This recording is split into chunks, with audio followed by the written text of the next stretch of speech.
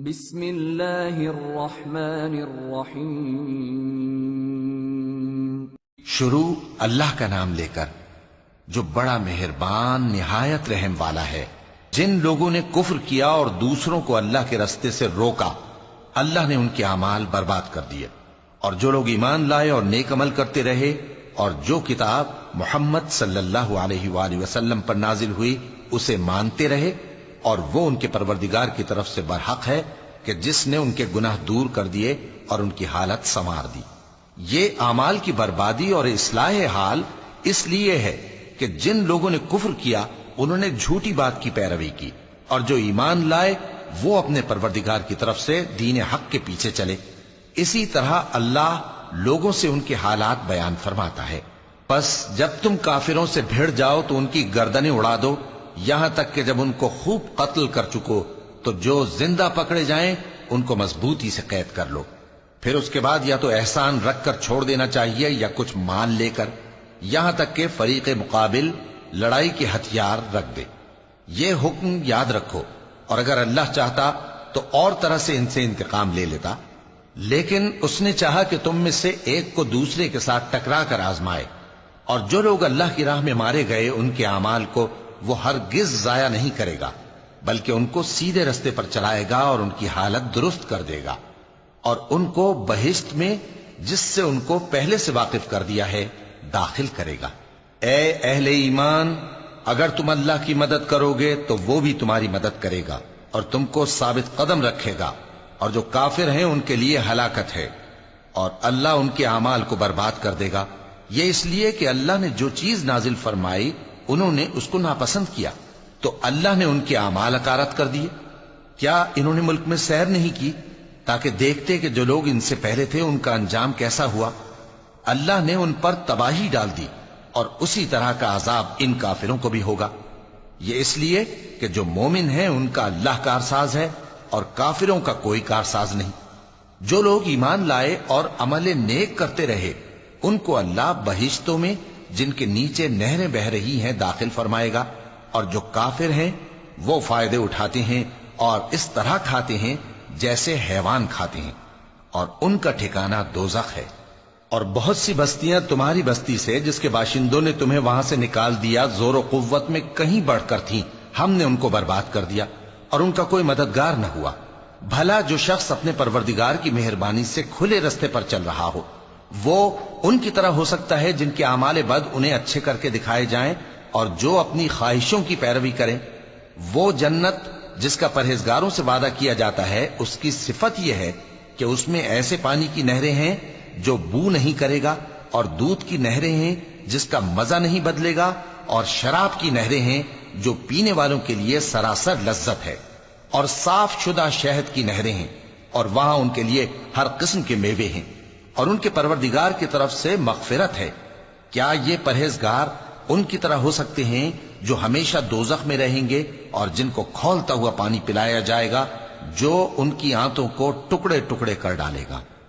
اور ان میں بعض ایسے بھی ہیں جو تمہاری طرف کان لگائے رہتے ہیں، یہاں تک کہ سب کچھ سنتے ہیں، لیکن جب تمہارے پاس سے نکل کر چلے جاتے ہیں تو جن لوگوں کو علم دین دیا گیا ہے ان سے کہتے ہیں کہ بھلا انہوں نے ابھی کیا کہا تھا؟ یہی لوگ ہیں جن کے دلوں پر اللہ نے مہر لگا رکھی ہے، اور یہ اپنی خواہشوں کے پیچھے چل رہے ہیں۔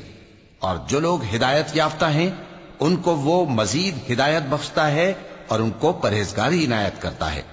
اب تو یہ لوگ قیامت ہی کی راہ دیکھتے ہیں کہ ناگہاں ان پر آ واقع ہو، سو اس کی نشانیاں سامنے آ چکی ہیں، پھر جب وہ ان پر آ نازل ہوگی اس وقت انہیں نصیحت کہاں مفید ہو سکے گی۔ پس جان رکھو کہ اللہ کے سوا کوئی معبود نہیں، اور اپنے قصور کی معافی مانگو، اور مومن مردوں اور مومن عورتوں کے لیے بھی۔ اور اللہ تم لوگوں کے چلنے پھرنے اور تمہارے ٹھکانے سے واقف ہے۔ اور مومن لوگ کہتے ہیں کہ جہاد سے متعلق کوئی سورت کیوں نازل نہیں ہوتی، لیکن جب کوئی واضح احکام والی سورت نازل ہو اور اس میں جنگ کا بیان ہو تو جن لوگوں کے دلوں میں نفاق کا مرض ہے تم ان کو دیکھو کہ تمہاری طرف اس طرح دیکھنے لگیں جس طرح کسی پر موت کی بے ہوشی طاری ہو رہی ہو، سو ان کے لیے خرابی ہے۔ خوب کام تو فرما برداری اور پسندیدہ بات کہنا ہے، پھر جب جہاد کی بات پختہ ہو گئی تو اگر یہ لوگ اللہ سے سچے رہنا چاہتے تو ان کے لیے بہت اچھا ہوتا۔ سو اے منافقو، عجب نہیں کہ اگر تم حاکم ہو جاؤ تو ملک میں خرابی کرنے لگو اور اپنے رشتوں کو توڑ ڈالو۔ یہی لوگ ہیں جن پر اللہ نے لعنت کی ہے اور ان کے کانوں کو بہرا اور ان کی آنکھوں کو اندھا کر دیا ہے۔ بھلا یہ لوگ قرآن میں غور نہیں کرتے یا ان کے دلوں پر قفل پڑے؟ جو لوگ راہ ہدایت ظاہر ہونے کے بعد پیٹ پھیر گئے، شیطان نے یہ کام ان کو اچھا کر کے دکھایا اور انہیں لمبی عمر کا وعدہ دیا۔ یہ اس لیے کہ جو لوگ اللہ کی اتاری ہوئی کتاب سے بیزار ہیں، یہ ان سے کہتے ہیں کہ بعض کاموں میں ہم تمہاری بات بھی مانیں گے، اور اللہ ان کے پوشیدہ مشوروں سے واقف ہے۔ تو اس وقت ان کا کیسا حال ہوگا جب فرشتے ان کی جان نکالیں گے اور ان کے چہروں اور پیٹھوں پر مارتے جائیں گے۔ یہ اس لیے کہ جس چیز سے اللہ ناخوش ہے یہ اس کے پیچھے چلے اور اس کی خوشنودی کو اچھا نہ سمجھے، تو اس نے بھی ان کے اعمال کو برباد کر دیا۔ کیا وہ لوگ جن کے دلوں میں بیماری ہے یہ خیال کیے ہوئے ہیں کہ اللہ ان کے کینوں کو ظاہر نہیں کرے گا؟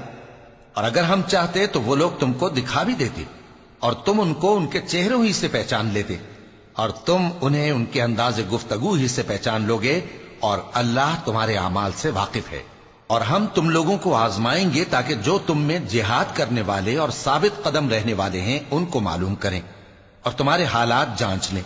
جن لوگوں کو سیدھا رستہ معلوم ہو گیا اور پھر بھی انہوں نے کفر کیا اور لوگوں کو اللہ کی راہ سے روکا اور پیغمبر کی مخالفت کی، وہ اللہ کا کچھ بھی بگاڑ نہیں سکیں گے، اور اللہ ان کا سب کیا کرایا اکارت کر دے گا۔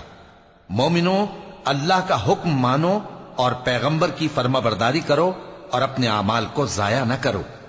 جو لوگ کافر ہوئے اور دوسروں کو اللہ کے راستے سے روکتے رہے پھر کافر ہی مر گئے، اللہ ان کو ہرگز نہیں بخشے گا۔